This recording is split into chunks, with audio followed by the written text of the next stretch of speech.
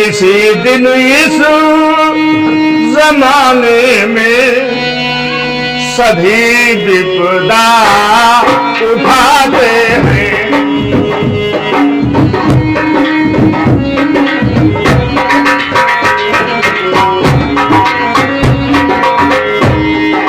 किसी दिन इस जमाने में सभी विपदा उठाते हैं। देखो ये उस समय का भजन है जब भगवान जेल में अवतरित होते हैं मथुरा की, ताला पड़ा हुआ है जंगी, और कैसे पहुंचाए जाए, कैसे प्राण बचाए जाए। उस समय लिखता है कवि, दुनिया के मालिक और उनके प्राणों की रक्षा के लिए पिता वसुदेव व्याकुल हैं। किसी दिन इस जमाने में सभी विपदा उठाते हैं।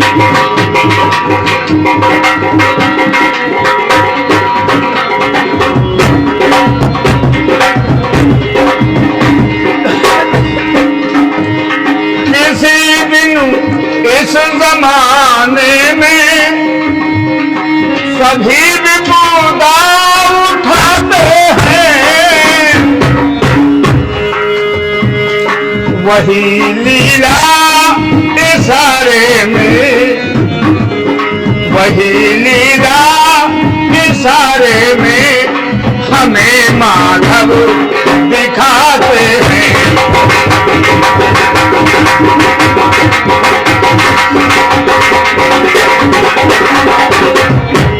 किसी दिन इस जमाने में सभी विपदा उठाते हैं।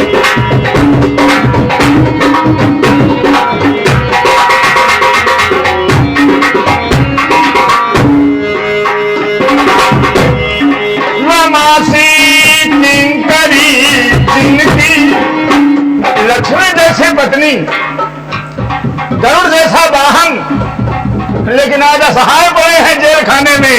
लीला है लीलाधारी की। रमासी किंकरी जिनकी, गरुड़ जैसी सवारी है। वही त्रिभुवन धनी के सब, वही त्रिभुवन धनी के सब छिपे कमली में जाते हैं।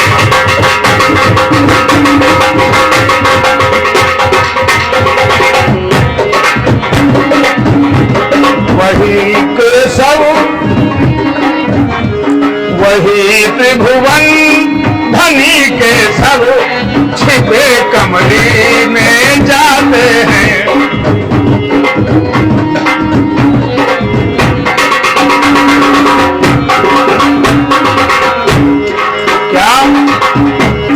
न हंसना चाहिए हरगिज, न हंसना चाहिए हरगिज, किसी के कष्ट में हम। न हंसना चाहिए हरगिज, किसी के कष्ट में हमको। क्यों? न जाने कब, न जाने कब, न जाने कब किसे कैसे समय के फेर आते हैं।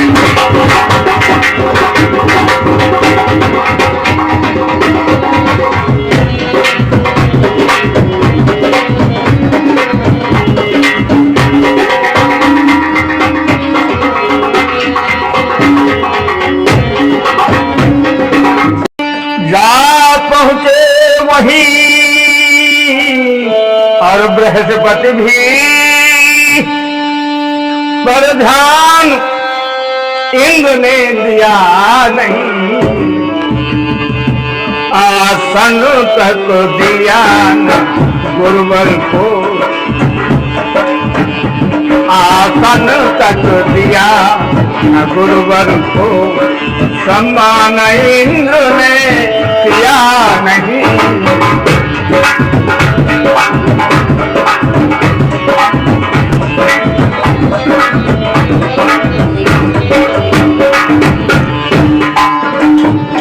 सच्चे गुरुजन सच्चे गुरुजन सच्चे गुणांकित अपमान नहीं सहे सकते हैं। ऐसी चंडाल चौकड़ी में ऐसी चंडाल चौकड़ी में वे खड़े नहीं रहे सकते हैं।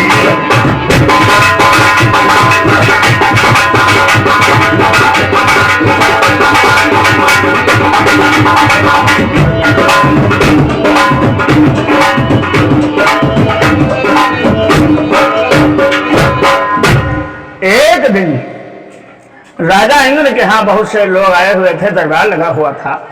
वहीं पर गुरु जी पहुंच गए, गुरु बृहस्पति। लेकिन उनको किसी ने जाना नहीं, पहचाना नहीं, किसी ने बैठने को नहीं किया। गुरु जी खड़े रहे, थोड़ी देर देखते रहे। उन्हें महसूस हुआ कि हमारा अपमान हो रहा है। अपमान जान करके वो वहां से लौट पड़े तत्काल। कहते हैं गुरु जब कुपित हो जाता है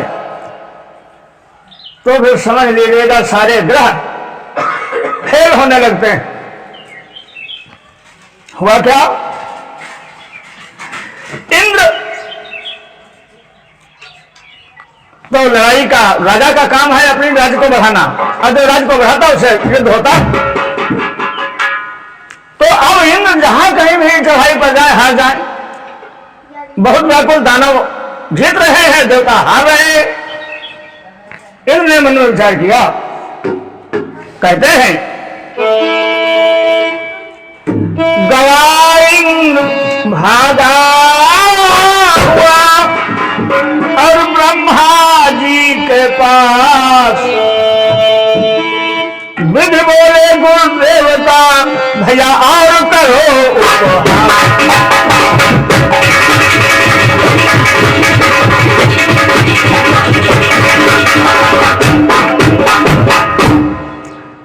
तो इंद्र ने विचार किया हार का कारण क्या।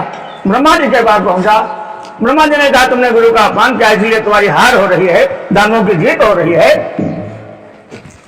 तो अब तुम किसी तरीके से गुरु को प्रसन्न करने का प्रयास कीजिए। और ब्रह्मा जी कहते हैं इंद्र तुमको अपने पर तो आकर के तुम्हें घमंड बहुत बड़ा है। अब जिसका घमंड बढ़ जाता है उसका एक दिन विनाश हो जाता है। इसलिए समझ लीजिए तुमने जिन गुरु का अपमान किया है वो गुरु वे परम तपस्वी और तपबल से देवों की लाज बनाएंगे।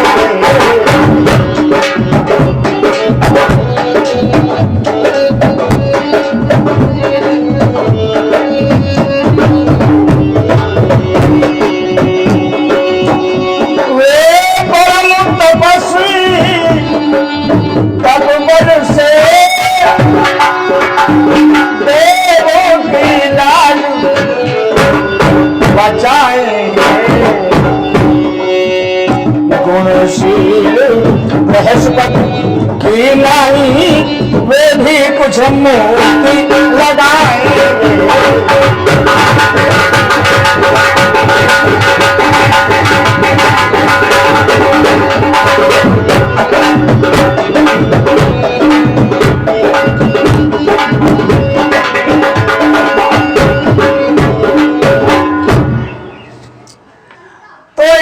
जब ब्रह्मा जी ने बताया, इंद्र ने बहुत गुरु जी की प्रार्थना किया, लेकिन गुरु बृहस्पति मदद करने के लिए तैयार नहीं हुए।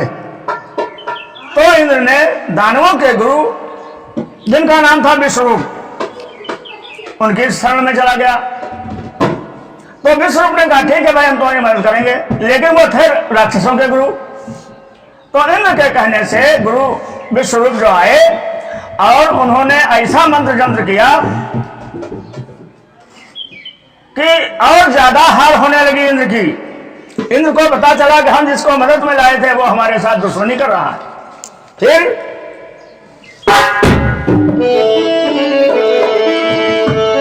यह चाल समझकर सूरमंद ने उस फंदे को छुड़ा दिया। गुरु भी स्वरूप माथों को, गुरु भी स्वरूप माथों को मौका पाते ही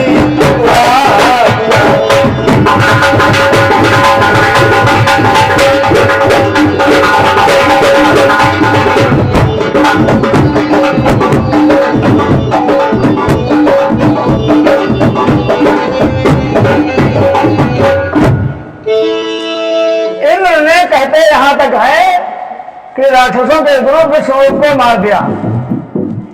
क्योंकि इंद्र को मालूम है इसने हमसे छल किया है, इस क्रोध में इंद्र ने विश्वरूप को मार दिया।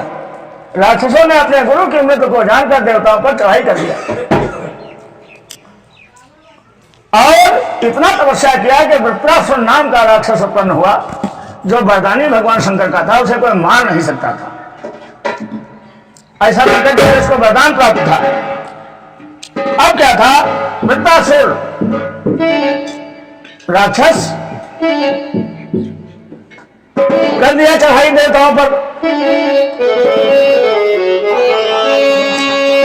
अरे उस महावीर की और मारो से सारा सुरमंडल हैं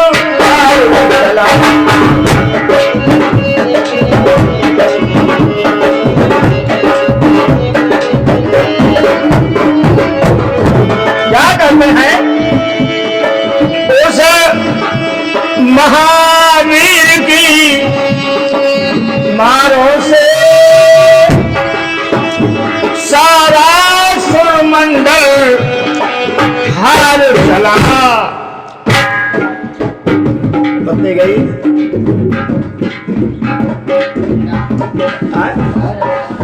हटाए क्या?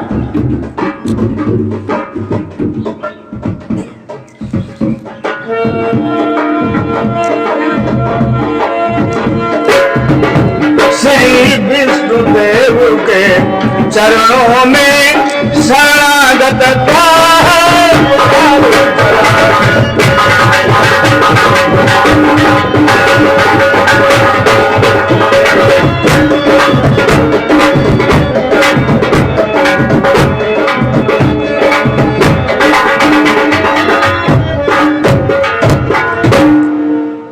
वृत्रासुर के सामने कोई देवता टिक नहीं पाया। अंत में विष्णु भगवान के पास सभी देवता गए और देवताओं ने जब विष्णु भगवान की प्रार्थना किया तो विष्णु भगवान ने कहा, देखो भाई ऐसा है कि दधीच की हड्डियां, उनसे तुम लोग औजार बनवा करके जब वृत्रासुर के ऊपर वार करोगे तभी तुम्हारी विजय होगी, तभी वृत्रासुर मारा जाएगा, अन्यथा वृत्रासुर मारने का कोई विधान नहीं है। अब क्या था,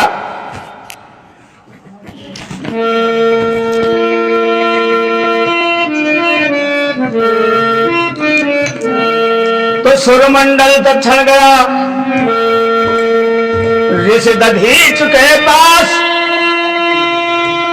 और कहा, इंद्र ने पद पकड़ हे करुणा।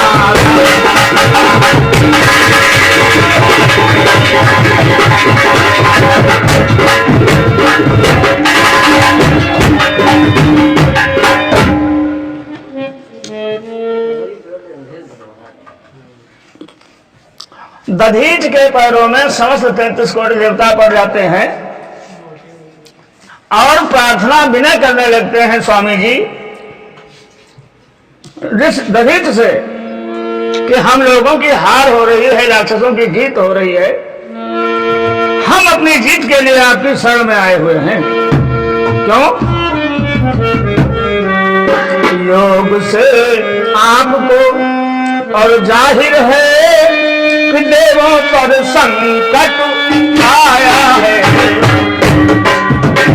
इसलिए भिखारी बना हुआ सेवक चरणों में आया है।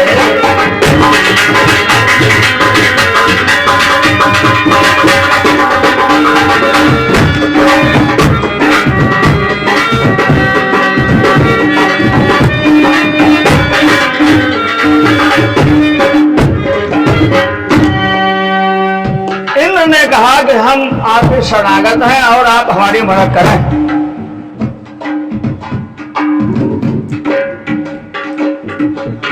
तो दधीच ने कहा हमारे पास कौन सा औजार ऐसा है जो हम तुम्हारी मदद कर सकते हैं? हम तो शरीर को जलाने वाले, तपस्या करने वाले, खुद शरीर से छीन क्या आपकी मदद कर सकते हैं? फिर भी अगर तुम आए हो तो बताओ क्या बात।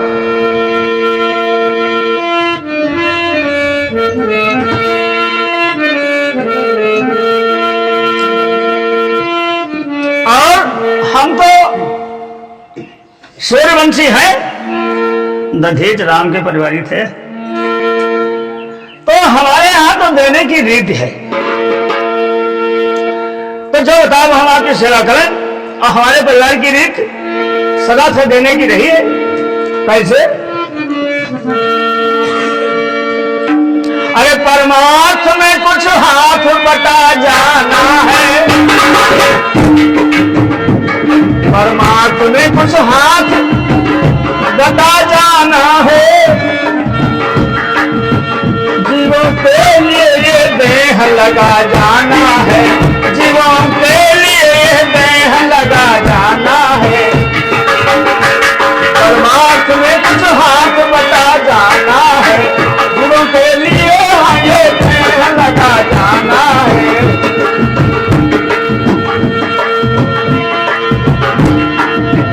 आएंगे काम कभी, आएंगे नहीं काम,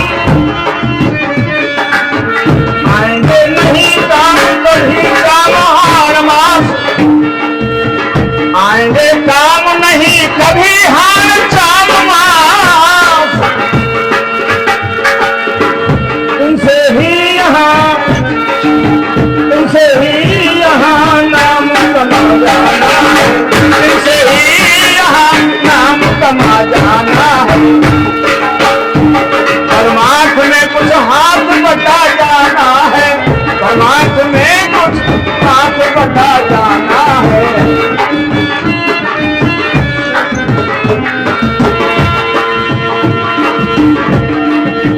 जाना पड़ेगा अंत में,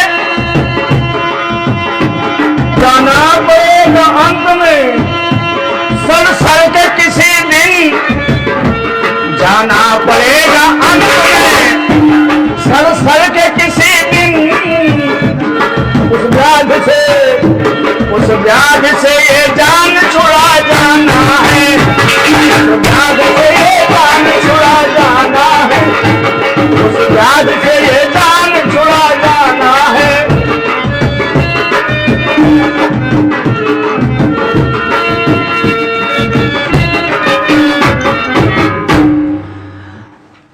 कहा कि आपकी हड्डियों से अस्त्र बनाए जाएंगे, ऐसा विष्णु भगवान ने बताया है।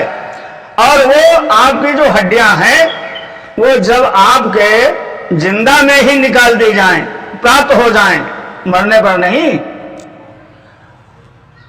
तो दधीच ने कहा जिंदा में भाई कैसे निकाल पाओगे? जैसा हो निकाल लो, हार मास वाला मामला है, सड़ जाएगा एक दिन, इसको तो सड़ना है। अगर ये पुण्य में लग जाए ज्यादा अच्छा। चलो भाई करो। हमारे यहाँ खानदान की रीत है कि कोई भी याचक विमुख होकर के नहीं जाता है। तो देवताओं ने कहा ऐसा है कि हड्डी ऐसे तो निकलेंगी नहीं मांस से। तो दधीच के ऊपर नमक डाल डाल करके गवों से चटवाया गया और गौएं चाटती रही नमक जान करके, सारा शरीर चटवा दिया और जो प्राण थे वो ब्रह्मांड में स्थिर कर लिया। जब खाली पिंजरा हड्डियों का बाकी रह गया तो देवता लोग वो हड्डियां लेकर के गए और उनसे ऐसे अस्त्र बने। क्या कहते हैं? यो कहकर ऋषिराज ने अरुणी समान तत्काल, जय जय कहकर देवगण ने अस्त्र निकाल। उनके ही द्वारा हुआ वृत्तासुर संहार, और व्यर्थ न जाता है कभी भैया दानवीर का।